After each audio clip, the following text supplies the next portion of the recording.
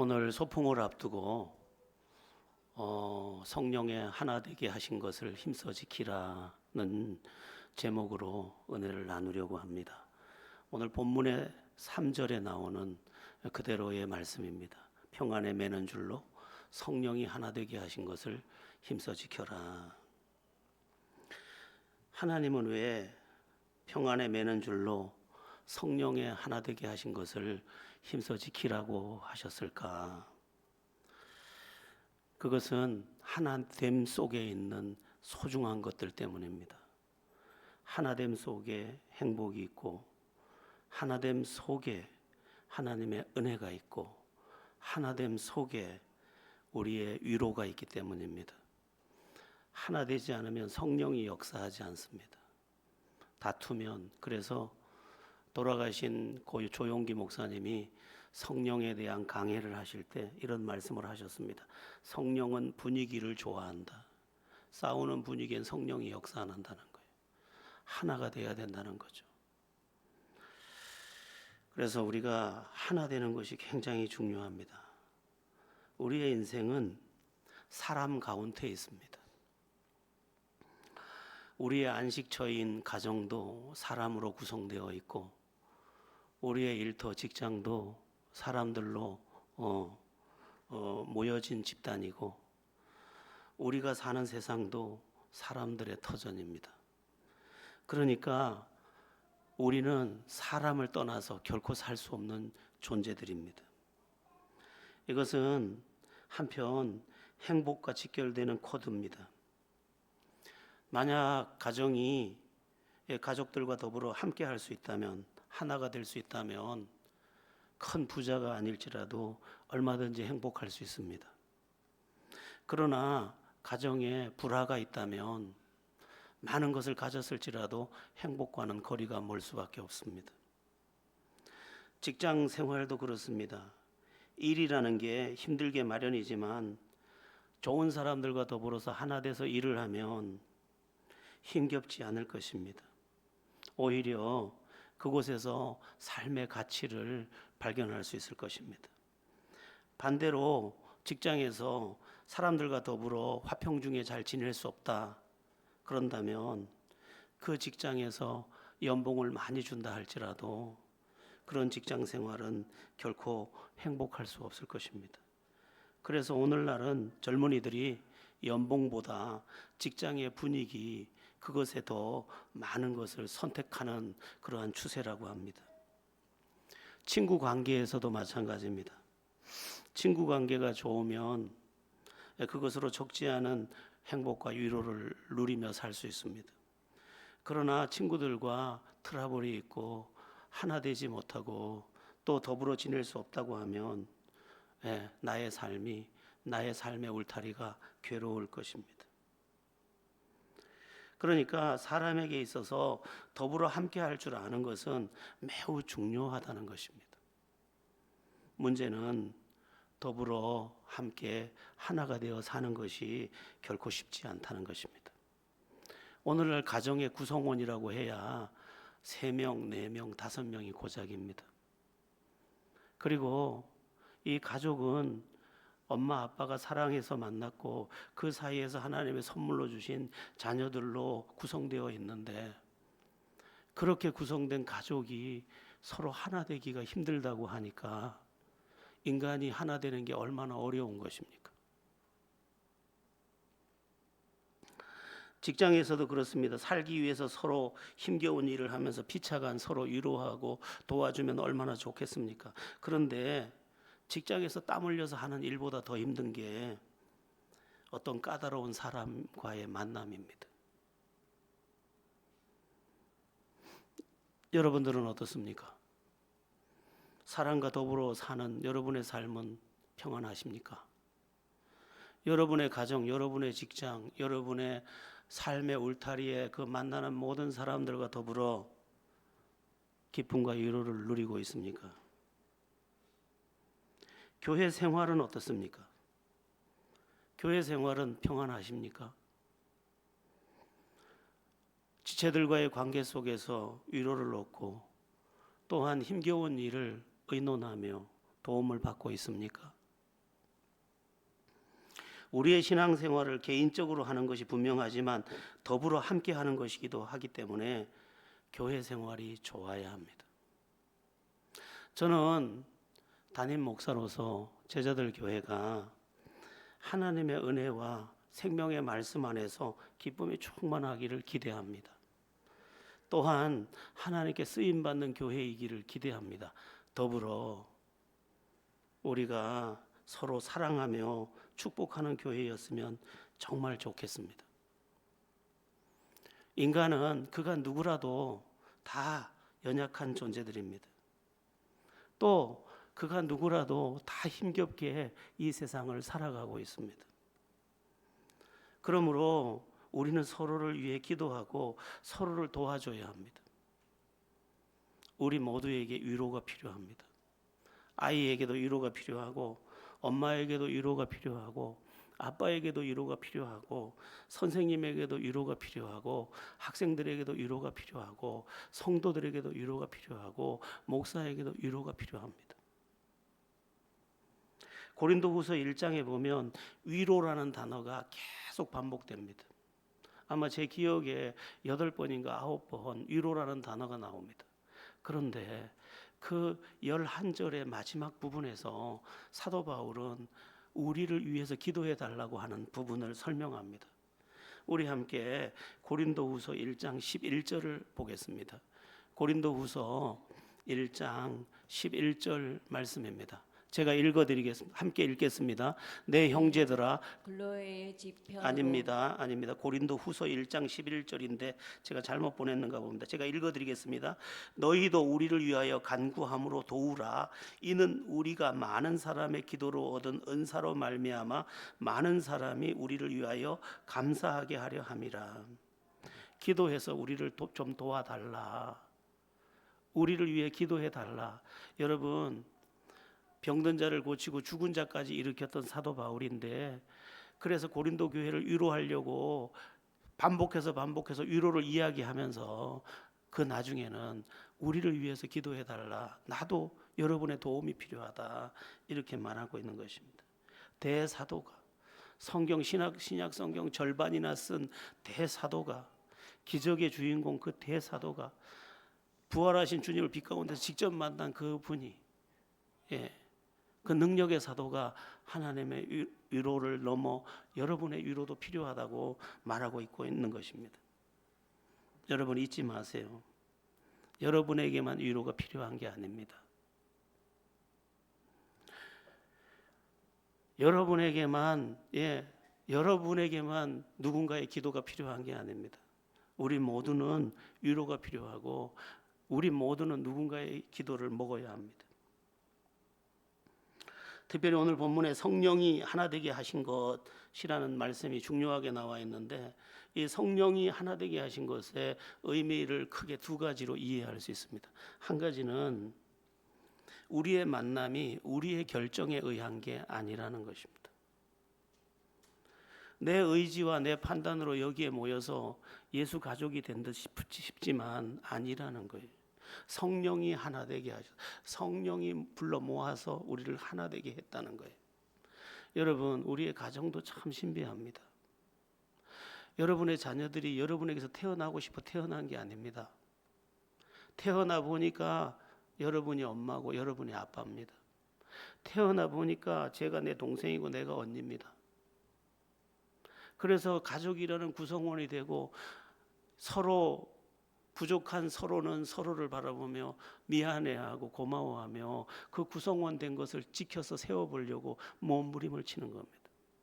그러니까 하나님이 그 누구에게 넣어줬든지 그를 통해서 구성원이 돼서 가족을 이루고 있듯이, 영적인 가정이라고 할 수 있는 교회도 똑같다는 거예요.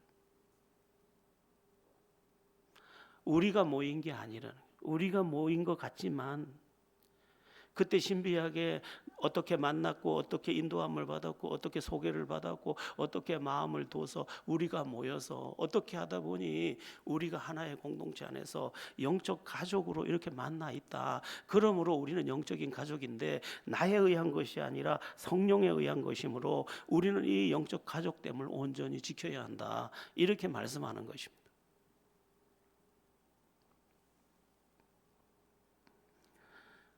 성령이 하나 되게 하신 것의 두 번째 의미는 성령이 주장해 주시는 마음에 순종하여 하나가 되라는 것입니다.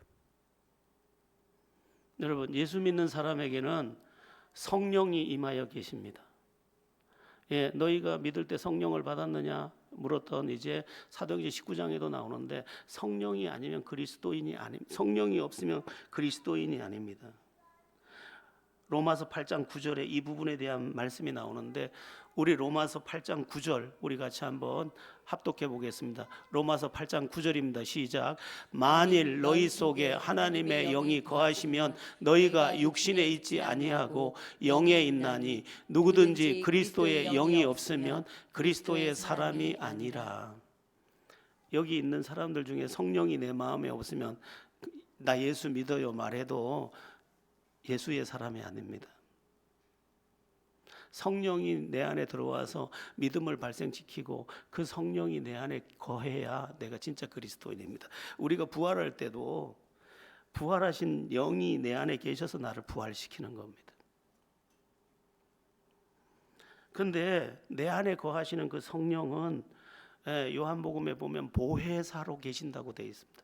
보혜사라는 말은 돕는 자, 위로자, 상담자, 안내자 뭐 이런 뜻이 있는데 예수님이 제자들 옆에서 그들의 수발을 들어줬던 것처럼 성령이 와서 성도들의 수발을 들어주는 그것이 보혜사인데 성령이 우리의 마음을 그렇게 주장해 주시고 깨닫게 하시고 믿게 하시고 인도해 주시고 상담도 해 주시는데 그 성령은 우리가 하나님의 사람으로 온전할 수 있도록 우리의 마음을 주장합니다. 그 주장해 주시는 마음에 순종하는 것, 그게 성령이 하나 되게 하시는 것에 순종하는 것입니다. 성령은 여러 가지로 우리를 감동합니다. 네가 용서해, 네가 먼저 사랑해, 기도해, 헌신이 뭔지 모르겠니? 가르쳐 줍니다. 그렇게 가르쳐 주는 것 중에 우리가 화평을 위해서도 가르쳐 주는데 네가 화평을 위해서 네가 하나님의 사람을 온전해져. 이러한 영적 감동을 우리 안에서 작용시킵니다. 예수 성령이 임해 있지 않은 사람에게는 이게 없습니다. 성령이 임해 있는 사람에게는 두 마음이 작용하게 되어 있습니다. 옛사람의 마음과 성령이 주시는 마음입니다. 이 두 마음이 싸웁니다. 그래서 로마서 7장에 보면 마음으로는 하나님의 법을 육신으로는 죄의 법을 섬기노라. 오호라 나는 공고한 사람이로다. 바울이 그렇게 이야기하고 있습니다. 그러니까 우리 안에서 항상 싸움이 일어나는데 너희가 하나 되는 일을 위해서 네 육신의 것을 성령의 법으로 물리치고 성령께 순종해라 이렇게 말씀하는 것입니다. 문제는 그렇게 성령이 주장해 주시는 마음에 순종하는 것이 말처럼 쉽지 않다는 것입니다. 왜냐하면 옛사람의 계산법이 나를 속이기 때문입니다. 그렇게 하면 네가 손해야. 네 자존심 상했잖아. 따져. 네 무시하는 것 같던데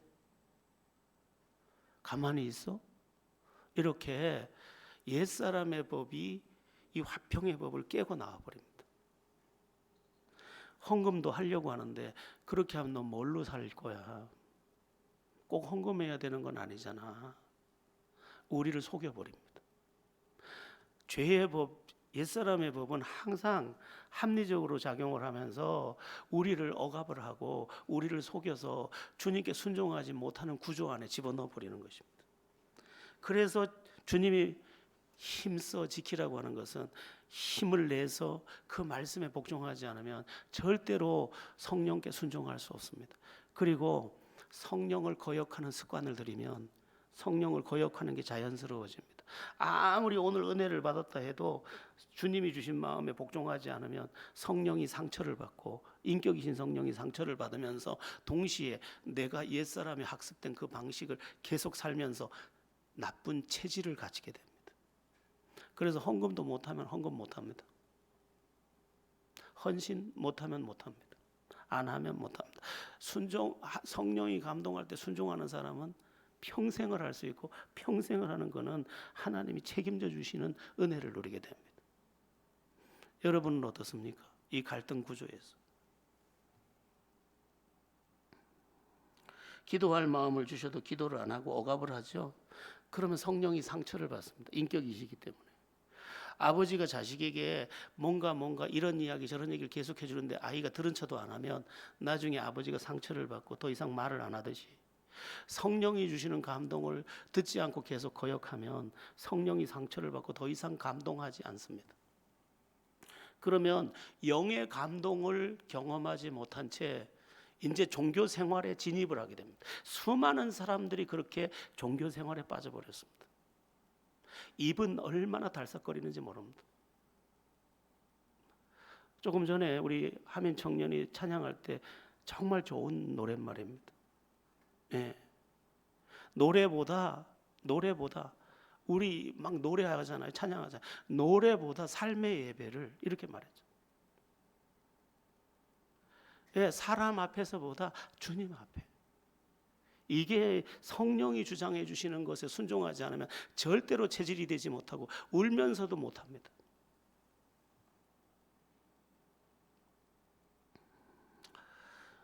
성령이 주장해 주시는 마음, 그게 뭐냐? 성령은 화평케 하는 영입니다. 그래서 우리가 그 마음에 순종하면, 내가 손해보면 어때? 교회가 화평할 수 있다면. 내가 손해보면 어때? 우리 가정이 행복할 수 있다면. 내가 무시되면 어때? 우리 가정이 행복할 수 있다면. 여러분, 옛날 엄마들이 위대한 것은 그렇게 무시당하면서도 한마디도 하지 않고 가정의 평화와 가정의 행복을 위해서 침을 삼키듯이 모든 것을 삼켰더니 나중에 다 와서 화평이 이루어지고 함께 행복해지더라는 거예요. 여러분, 우리 영적 가정도 마찬가지인 거예요. 왜 나를 무시하냐고? 그것은 영에 속한 생각이 아닌 것입니다. 성령이 주시는 마음에 우리는 힘써서 순종함으로, 그게 뭐든지, 너 오늘 좀 나가서 전도 좀 해.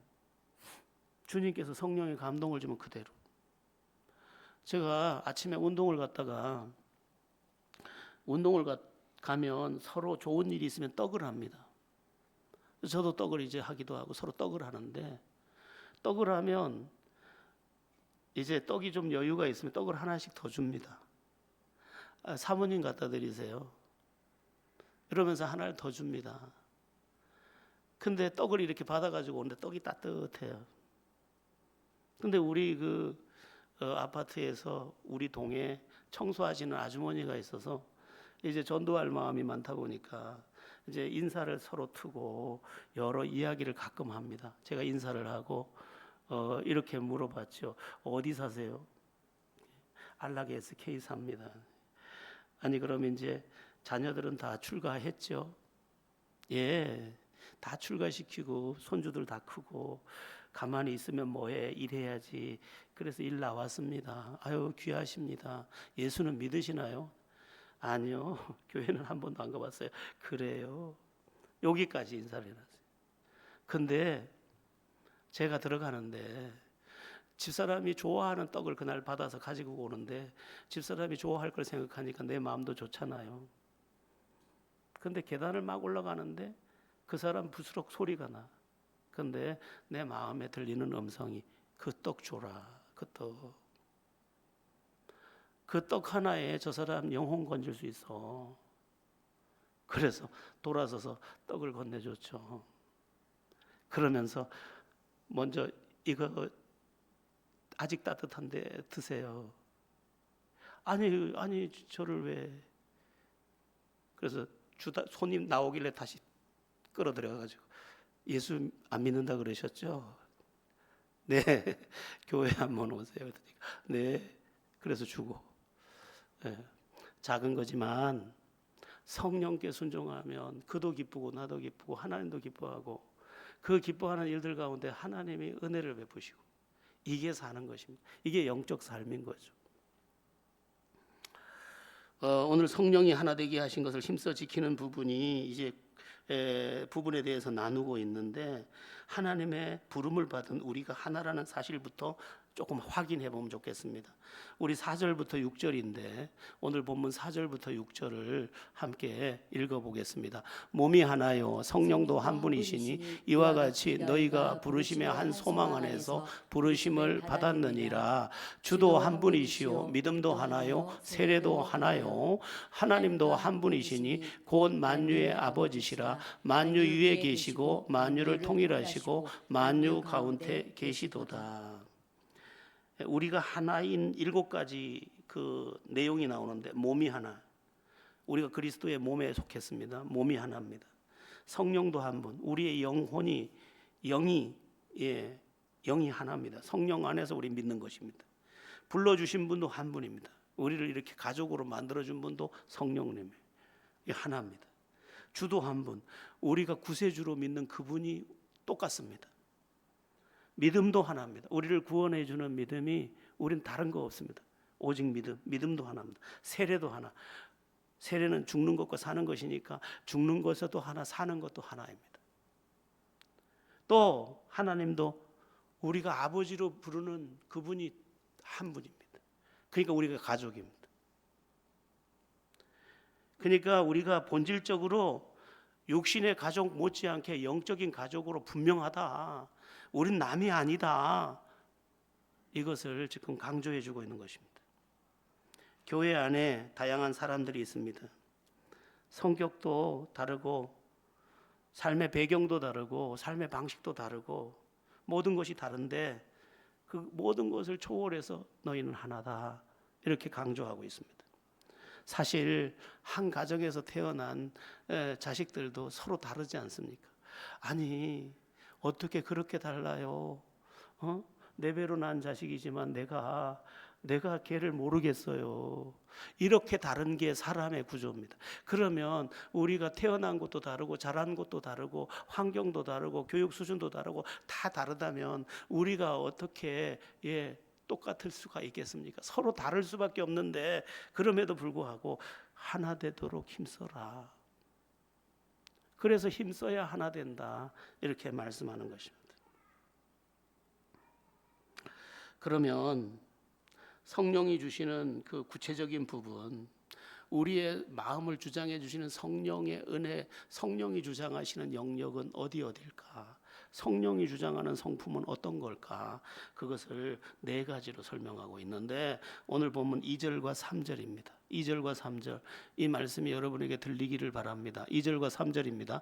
모든 겸손과 온유로 하고 오래 참음으로 사랑 가운데서 서로 용납하고 평안에 매는 줄로 성령이 하나 되게 하신 것을 힘써 지키라. 4가지가 나오는데 하나 되려면 겸손해야 된다. 첫 번째입니다. 여러분, 하나 되는 게 쉬운 게 아닙니다. 하나 되려면 겸손해야 된다. 겸손이라는 말은 더불어 함께 할 수 있는 사람입니다. 그리고 겸손한 사람과는 함께 있으면 피곤하지가 않습니다. 함께 있으면 불편한 사람이 있습니다. 그는 겸손하지 않은 사람입니다. 뭔가 자기 생각을 자꾸 말하려고 하고 뭔가 불편해요.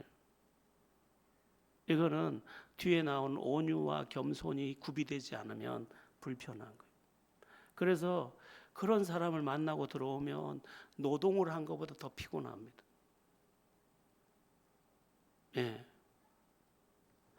그러면 겸손이 뭐냐? 성경의 근거에서 볼 때 자기 인식에 있어서 내 자신이 연약한 존재요, 부족한 존재요, 더 나아가서 죄인임을 인정하는 태도입니다. 제가 배웠으면 얼마나 배웠고 가졌으면 얼마나 가졌겠습니까? 당신과 나는 동일한 인격이며 당신이 귀하십니다라고 인정하고 나를 낮추는 태도예요. 나를 낮추는 태도와 상대를 높이는 태도입니다. 그래서 질서를 지키는 것과 어떻게 보면 질서를 지키는 것과 자신을 낮춰서 상대를 예스럽게 대하는 것. 그게 겸손입니다. 그 대상도 모두입니다. 여러분, 제가 저렇게 한 5살짜리 아이를 무시하죠. 그러면 5살짜리와 하나가 안 됩니다. 쟤를 존중하고 쟤에게 대한 인격적 대우를 해줘야 비로소 하나가 됩니다. 우리에게 겸손이 있어서 나는 낮추고 상대를 인정해주고 예를 갖추는, 여러분 우리 교회에 예의가 흘러야 합니다. 질서가 흘러야 되고, 그래야 우리가 하나가 됩니다. 하나가. 그리고 하나가 돼야 성령이 마음껏 역사합니다. 두 번째, 성령이 하나 되게 하신 것을 힘써 지키는 두 번째는 온유인데, 온유는 제가 원어를 찾아보니까 프라우테스라고 되어 있는데 길들여진 힘, 길들여진 힘이라고 되어 있습니다. 힘이 있는데 그 힘이 길들여져 있습니다. 저는 어릴 적에 농사 짓는 집에서 자랐는데 소를 많이 키웠고 소로 농사를 짓는 것을 많이 봤습니다. 그런데 어떤 때는 곡식이 심겨져 있는 그 밭고랑 사이로 또 밭을 가는 때가 있습니다. 그때는 길이 잘 들여진 소를 씁니다. 왜냐하면 길 안 들여진 소를 쓰면 가면서 다른 곡식을 다 밟기 때문입니다. 길이 잘 들여진 소는 아무리 밭을 갈아도 한 포기의 다른 곡식도 밟지를 않습니다. 자, 온유한 사람은 어디에 두어도 해가 되지 않습니다. 이게 온유한 사람. 어디에 섞어놔도 해가 되지 않습니다. 어디에 섞어놔도 하모니가 일어납니다. 이게 온유한 사람. 근데 이 온유함은 굉장히 복이 있습니다. 아까 겸손은 종귀의 앞잡이라고 복에 대해서 말씀했는데, 이 온유함에 대해서는 예수님께서 뭐라고 말씀하셨냐? 땅을 기업으로 차지할 것입니다. 땅을 기업으로 차지하는 것은 이 땅에서 누릴 수 있는 많은 것들을 누릴 사람이라는 거예요. 그렇습니다. 온유한 사람의 행복도 누리고 자식들도 잘 자라줍니다. 그 품에서 복이 자라나는 것입니다. 우리 모두 잘 훈련된 하나님의 사람이 돼서 내가 어디를 밟고 있어도 어느 틈에 갖다 놔도 트러블이 없는, 화평을 오히려 만들어내는 영에 속한 성령의 사람들 다 되기 바랍니다.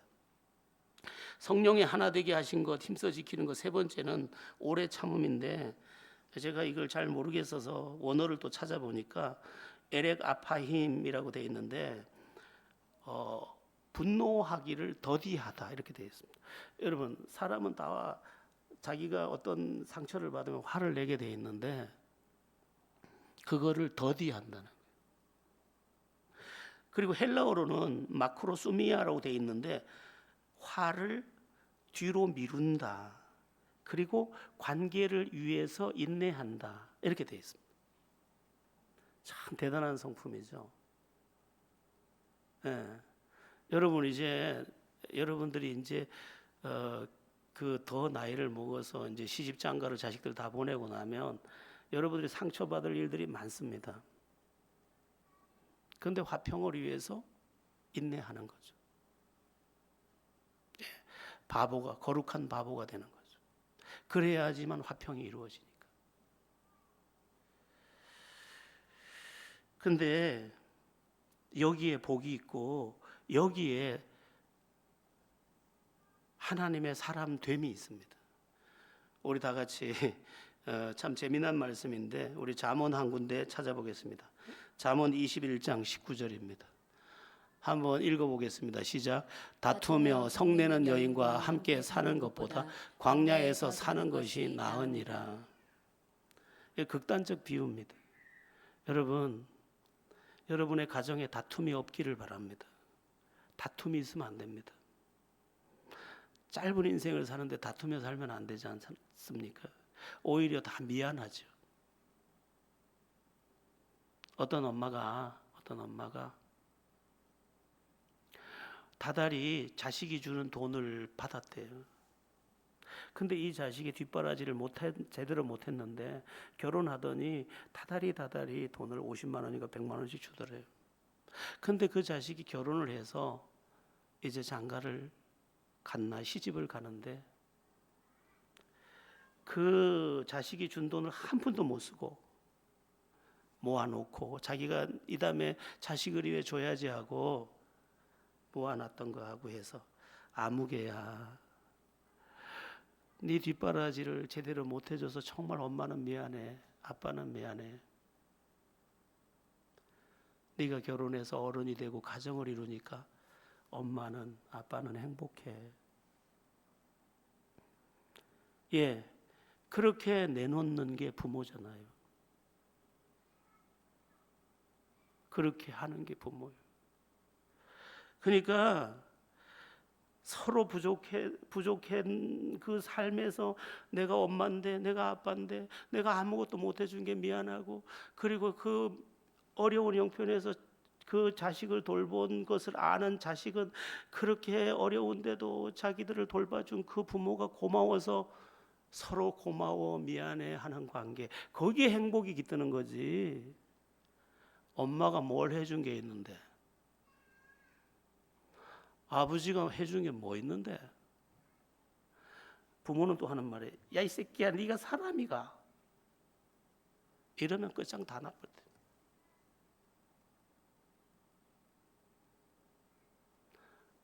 화평, 미안함, 고마움, 정말 제대로 못 살아줬지만 그러나 하나됨 속에서 행복은 피어나는 거죠. 여러분의 가정에 하나됨이 이루어지고, 그래서 행복이 서로 고마워서 우리 엄마, 우리 아들, 우리 딸 그렇게 되기를 바라고, 교회 안에서도 우리 장로님, 우리 집사님, 우리 권사님, 우리 목사님, 우리 형제들 그렇게 되기를. 그래서 서로는 고맙고 그 하나된 곳에 성령이 운행하시면서 우리가 영적인 가족으로 만난 것이 복이 되는 그런 은혜 누리게 되기를 바랍니다. 이 세상에 부모가 완전한 자가 없다면 이 세상에 지도자도 또 자식도 완전한 존재는 존재할 수가 없습니다. 그래서 중요한 게 뭐냐? 네 번째는 뭐냐? 용납함입니다. 용납함. 이 용납한다는 말은 그대로 품어준다라는 뜻입니다. 우리 아빠는 있잖아, 나한테 해준 게 한 개도 없어. 무능해. 자기밖에 몰랐어. 그러나 가여운 그분을 품어서 나의 가족 구성원으로 인정하고 아버지로 인정하고, 아버지 고생했어, 얼마나 힘들었지? 이러는 거, 이게 용납함이에요. 자식이 좀 날 닮아서 머리가 나빠, 그리고 나를 닮아서 이렇게 반듯하지 않은 것 같아. 그런데도 용납하는 거죠. 받아주는 거죠. 품어주는 거죠. 그것처럼 교회가 서로를 품는 거죠. 제가 한동안 참 마음에 힘들었습니다. 자기들끼리 떠든 소리가 진짜인 양 떠들어서 내 귀에까지 들어오는데 나를 그렇게 본다고? 그건 너무나 비참한 얘기인데. 예, 여러분, 오해로 듣는 것이 아니라 이해로 듣고 인정해서 들으면 은혜가 흘러갈 것입니다. 자, 골로새서 3장 13절을 한번 보겠습니다. 골로새서 3장 13절입니다. 누가 누구에게 불만이 있거든 서로 용납하여 피차 용서하되 주께서 너희를 용서하신 것 같이 너희도 그리하고. 이게 하나됨의 원리입니다. 여러분, 만약에 두 남녀가 만났어요. 정말 잘생긴 남자, 예쁜 여자가 만났어. 근데 서로 용납하지 않으면 며칠만 지나면 드라마 브라운관에서 보던 당신이 아닌데, 당신의 이미지가 너무 다른데, 당신은 왜 이렇게밖에 안 되지? 이러면 지옥 세상이 되는, 아무리 잘나도 소용이 없어. 그렇다고 용납이 진리를 타협하는 것은 아닙니다. 예수님도 현장에서 간음하다 잡힌 여인을 용서해 주셨지만 다시는 죄를 범치 말라고 했습니다. 우리는 진리와 함께 기뻐하고 하나 되는 일에 마음을 써야 합니다. 자, 여러분, 우리가 더불어 함께 할 줄 아는, 가정이면 가정, 직장이면 직장, 나 때문에 좋은 직장, 친구 관계도 나 때문에, 모든 것 안에서 그렇게 하나 되는 은혜를 누릴 수 있어야 할 것입니다. 자, 이제 1절을 보겠습니다. 1절, 오늘 본문 1절입니다. 시작. 그러므로 주 안에서 갇힌 내가 너희를 권하노니 너희가 부르심을 받은 일에 합당하게 행하여. 주 안에서 갇힌 내가, 이 중요한 말입니다. 내가 비록 갇혀 있지만 갇혀서도 간절히 원하는 게 한 가지 있는데 너희가 하나 되는 거야. 이 말은 이런 말입니다. 내가 죽어도 원하는 게 하나 있는데 우리가 하나 되는 거야. 왜? 더불어 함께 할 때만 하나님의 은혜가 회방을 받지 않고 임할 수 있기 때문입니다. 여러분, 자식 잘 키우는 방법 간단합니다. 행복한 가정 만들면 됩니다. 네. 그저 내가 행복하게 살면, 내가 감사하며 살면 자식은 저절로 잘 됩니다. 그리고 하나님 은혜 안에 살면 저절로 잘 됩니다. 다투는 중에는 성령도 역사하지 않습니다. 축복은 다 막혀버립니다. 우리의 삶 속에 하나됨. 제자들 교회는 하나입니다. 서로 사랑합니다. 서로 축복합니다. 우리 안에 은혜가 있습니다. 우리 안에 위로가 있습니다. 이렇게 돼야 할 것입니다. 어느 마을에 한 노인이 살고 있었습니다. 이 노인은 날마다 꽃길을 만들고 있었습니다. 아이들이 그 꽃길을 좋아하고 어느 날 아이들이 몰려와서 할아버지에게 이렇게 물었습니다. 할아버지, 왜 이렇게 꽃을 계속 심으세요? 이 할아버지가 대답했습니다. 나는 하나님을 믿는 사람이야. 하나님의 사랑을 많이 받았지. 그래서 누군가가 이 꽃길을 지나면서 행복했으면 좋겠다는 마음에 꽃을 심고 있단다. 여러분, 이게 은혜를 아는 마음이죠.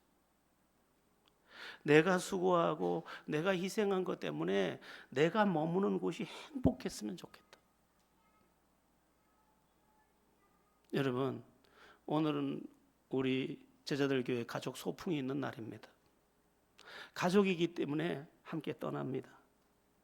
우리 가족이라는 사실을 기억하고 성령이 하나 되게 하신 그 마음에 순종해서 하나님이 우리를 위해 준비한 은혜도 회방하지 않고 또 나의 삶의 울타리에 불행도 깃들지 않고 은혜도 넘치고 사랑도 넘치고 그리고 모든 무거운 짐이 집에 가면 벗겨지듯이 교회에 오면 벗겨지는 은혜가 있도록, 그래서 더 감사의 예배를 할 수 있는, 감사의 찬양을 올려드리는, 감사의 헌신을 할 수 있는 복된 은혜가 있기를 예수의 이름으로 축원합니다.